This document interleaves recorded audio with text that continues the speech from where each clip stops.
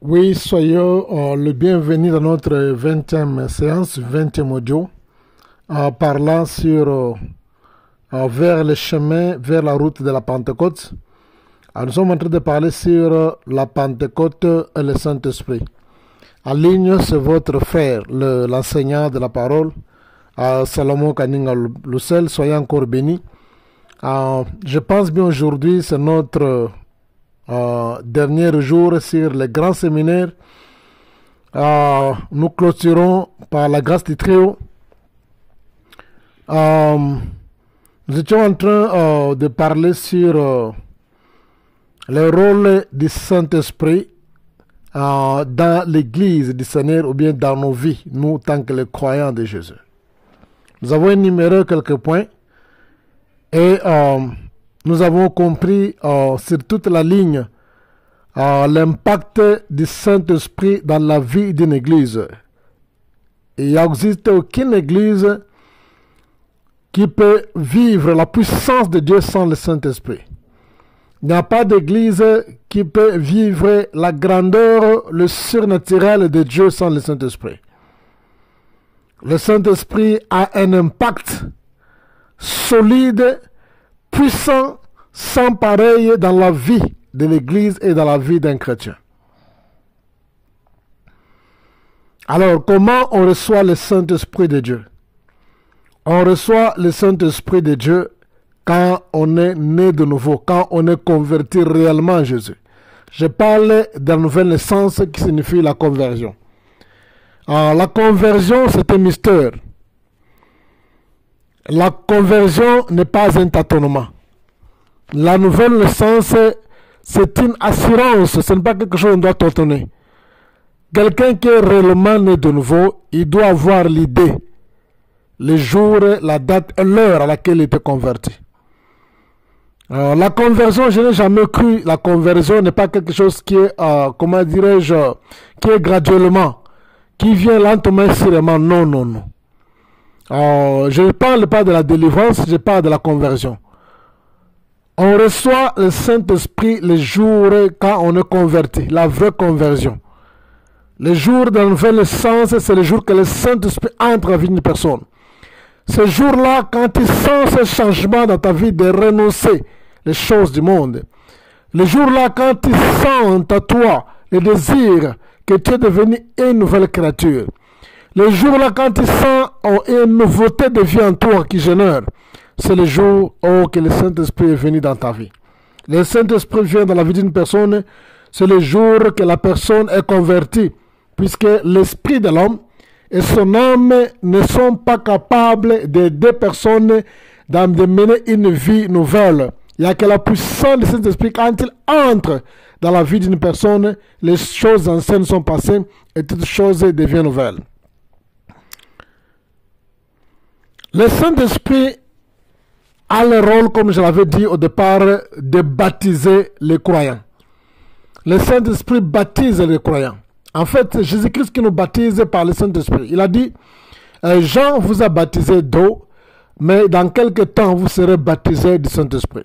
Le Saint-Esprit aussi a son baptême.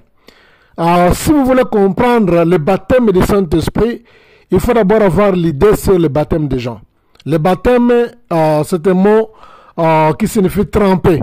En anglais, on appelle ça soak, verbe to soak. Soak, S-O-A-K. Voilà. To soak, c'est-à-dire quoi? Tremper une personne dans l'eau. La personne doit être trempée, mouillée. Je peux dire quelque chose, mouiller une personne. Immergence, la personne doit faire l'immersion. Ce qu'on appelle, comment dirais-je, en grec, on appelle ça baptisme. C'est-à-dire quoi?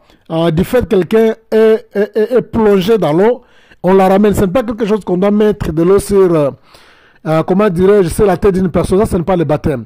Alors, quand on parlait du baptême du Saint-Esprit, c'est-à-dire quoi? On doit plonger la personne dans la puissance du Saint-Esprit. Plonger la personne. Je vais vous dire quelque chose qui est un peu ici merveilleuse. Nous allons nous rappeler que le Seigneur Jésus-Christ, après la résurrection, la Bible dit, il avait soufflé sur les apôtres, comme je l'avais dit. Il a dit, recevez le Saint-Esprit. Et rien ne s'est fait. Alors là, les apôtres, c'est ce jour-là qu'ils étaient convertis, puisqu'ils étaient devenus les hommes spirituels. D'abord, ils étaient les hommes charnels, malgré toutes les formations qu'ils ont eues pendant 3 mois. La connaissance de la parole de Dieu, aussi longtemps, ils n'avaient pas encore le Saint-Esprit, ils étaient des hommes charnels. Mais le jour que le Seigneur, après la résurrection, a soufflé avant son ascension sur les apôtres en disant « Recevez le Saint-Esprit », il a soufflé sur eux. C'est le jour-là que les apôtres et les disciples, ils ont reçu le Saint-Esprit de Dieu. Alors, mais ce n'était pas suffisant.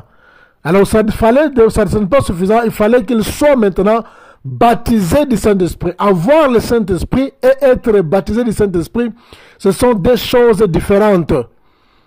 On peut comparer ça avec le fait de boire de l'eau. Quand tu bois de l'eau, tu as de l'eau en toi. La quantité d'eau que tu as bu, c'est dans ton corps.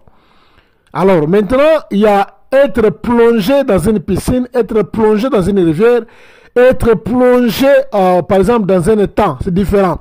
Tu peux boire de l'eau, tu as de l'eau en toi, mais quand tu n'es pas encore plongé pour être trempé, tu es différent. Donc, quand le Seigneur avait soufflé sur les apôtres, c'est comme si quelqu'un a bu de l'eau. Il a de l'eau à lui, il a bu de l'eau, mais il n'est pas trempé. Donc, il fallait qu'il soit maintenant plongé dans la piscine pour avoir la plénitude de l'eau à lui partout dans son corps. Il est trempé, il est mouillé dans l'eau. Il en est de même quand on parle sur le baptême du Saint-Esprit. Ça signifie qu'on doit être plongé dans la puissance de Dieu. Le Saint-Esprit n'est pas seulement l'effusion, mais aussi un baptême.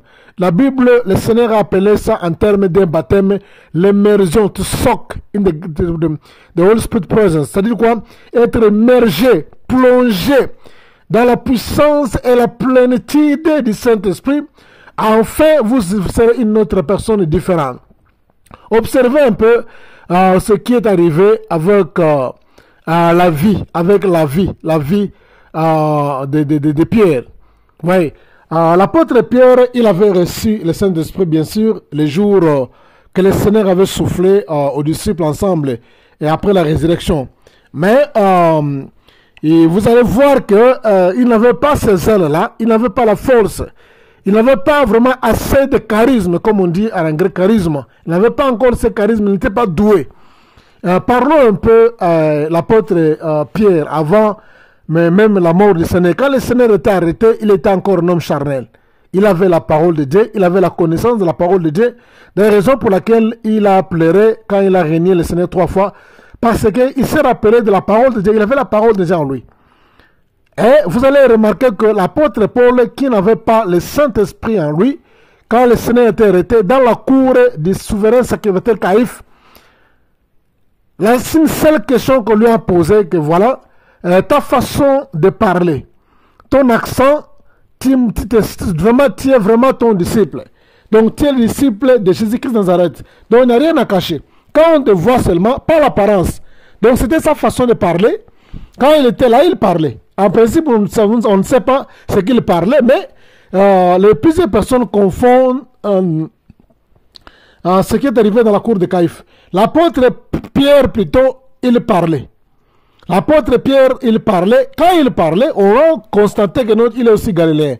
Vous savez, chez nous, par exemple, au Congo, quand quelqu'un parle, il est vraiment facile d'identifier sa province et ses origines. Quand il parle, vous allez sentir que dans sa langue, dans chaque pays presque, quand quelqu'un s'exprime, même en français, même en anglais, on a la facilité d'identifier d'où il vient, même son pays, même sa langue, même sa tribu. Donc, c'est de cette manière-là, quand il a commencé à s'exprimer, on a compris que non, cet homme ici, il est galiléen. On lui a posé la question et il a tremblé. On lui a posé la question, il a tremblé de violence, il a tremblé dans la cour du souverain sacrificateur. Une seule question. Es-tu le disciple de Jésus-Christ? Il a tremblé et il a renié. Il avait peur d'une petite fille. Pas seulement une fille, même la deuxième fille qui lui a posé la question. Il avait peur. Maintenant, le troisième groupe lui a posé la question.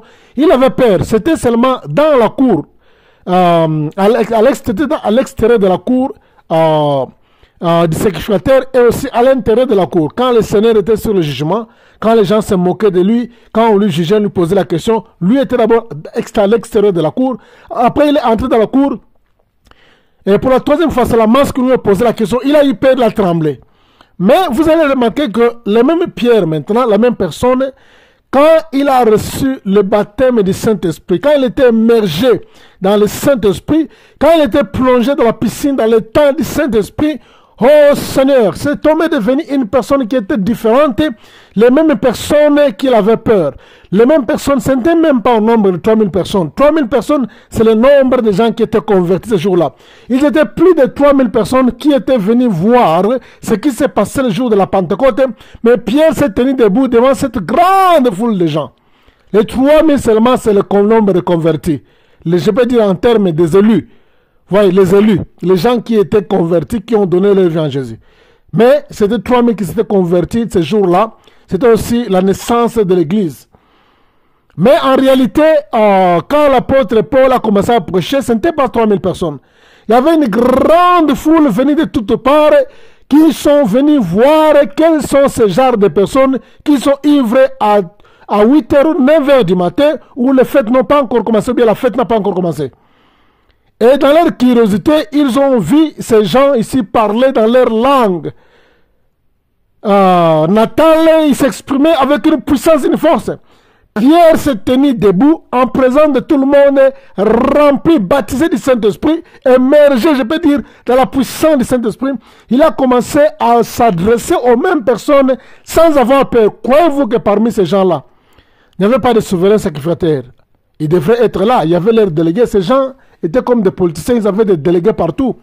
Partout, on sent un mouvement suspect. Ils envoyaient les gens. Ils envoyaient les gens. Nous le savons, pendant les ministères du Seigneur, combien de fois ils envoyaient les espions pour tester sur les questions, voir ce qu'il fait les jours de sabbat.